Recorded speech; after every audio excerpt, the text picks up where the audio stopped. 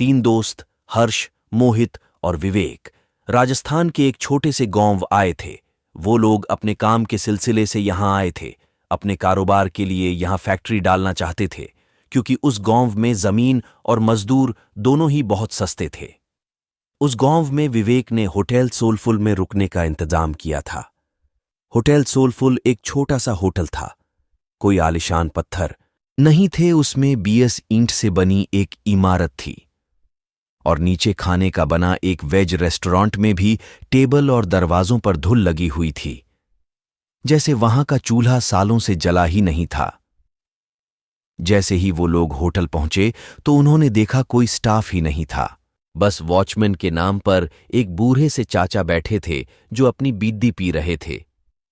हर्ष और मोहित दोनों ही विवेक को डांटने लगे, क्योंकि होटल बुक करने की जिम्मेदारी विवेक की थी और वो होटल बिल्कुल वीरान लग रहा था।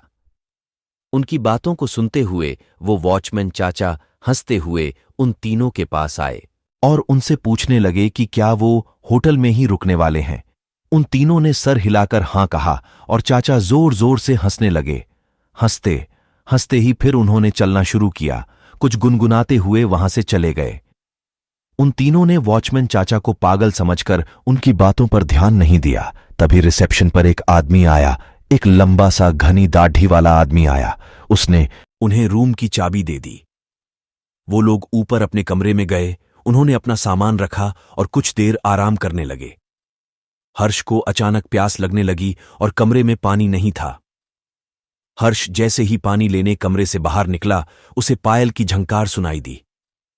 ऐसी आवाज जैसे कोई पायल पहने भाग रहा हो। हर्ष डर गया। उसको ये बात बेहद अजीब लगी, क्योंकि उसको होटल में कोई और नजर नहीं आ रहा था।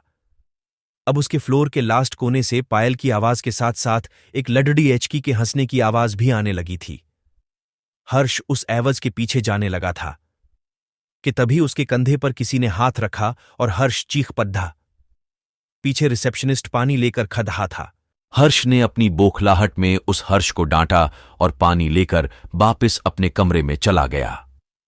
देर रात मोहित होटल की बालकनी में खड़ी डिडिया अपनी गर्लफ्रेंड से बात कर रहा था। उस बालकनी से हाईवे का रास्ता साफ दिखाई देता था। अचानक उस रास्ते पर एक एक्सीडेंट होता हुआ दिखा। मोहित चौंक गया। वो जैसे ही वो नीचे दौड़ लगाने के लिए जैसे ही मुद्दा, तो उसके पीछे सफेद कपड़ों में एक बूढ़ा आदमी खड़ा था। उस आदमी की लंबी सी सफेद दाढ़ी और चेहरे पर ढेर सारी झुर्रियां थीं। मोहित उस आदमी को देखकर घबरा गया था, क्योंकि वो आदमी सिर्फ हाईवे की तरफ देखकर मुस्कुरा रहा था। उसने मोहित को देखा और उसने हंसना बंद कर दिया। वो आदमी जैसे ही मोहित की ओर चला, मोहित डरकर अपने कमरे में आ गया। कमरे में आकर जब मोहित ने खिड़की से जब हाईवे पर देखा तो वहां कोई एक्सीडेंट नहीं हुआ था। अगले दिन तीनों फैक्ट्री की साइड देखने निकले, लेकिन गाड़ी शुरू होकर थोड़ा आगे ही बढ़ी थी। तभी बंद हो गई। साइड पर जाने के लिए कोई बस या सवारी भी नहीं थी। तो उन तीनों ने रिसेप्शनिस्ट को कॉल करके पूछा, तो उसके कहने पर एक मैकेनिक को बुलाया। 3 घंटे बाद जब मैकेनिक आया तो उसने गाड़ी को थोड़ी देर तक देखने के बाद की गाड़ी को वर्कशॉप पर ले जाना पड़ेगा। वो तीनों मैकेनिक के साथ ही उसकी गाड़ी में चले गए और साइड पर उतर गए। साइड देखते देखते शाम हो गई थी। उनको मैकेनिक का कॉल आया कि उनकी गाड़ी पूरी तरह से बिगड़ चुकी है और वो कब तक बनेगी कहां नहीं जा सकता। अब उन्होंने वापस जाने के लिए एक ट्रक वाले से बात की और उस ट्रक वाले को होटल पर खाना खाने का लालच दिया। लेकिन जब उन्होंने उस ट्रक वाले के सामने होटल सोलफुल का नाम लिया, तब वो ट्रक वाला बेहद घबरा गया। उस ट्रक वाले ने उन्हें बताया कि उस होटल में भूतों का बसेरा है। उसने कहा कि होटल सोलफुल एक कब्रिस्तान के ऊपर बनाया गया था। एक नहीं बल्कि 100 से भी ज्यादा भूत वहां रहते हैं और इसलिए वहां कोई भी नहीं जाता। हर्ष और मोहित के साथ हुए हादसों ने उन्हें सोचने पर मजबूर तो किया, पर विवेक भूत प्रेत ऐसी चीजों में नहीं मानता था।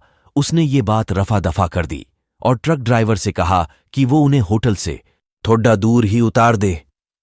बहुत मनाने के बाद वो ट्रक वाला मान गया और वो तीनों जैसे तैसे होटल पहुंचे। देर रात हो चुकी थी और तीनों कमरे में आराम कर रहे थे। विवेक भी लेटे लेटे अपने फोन से खींची फोटो देख रहा था।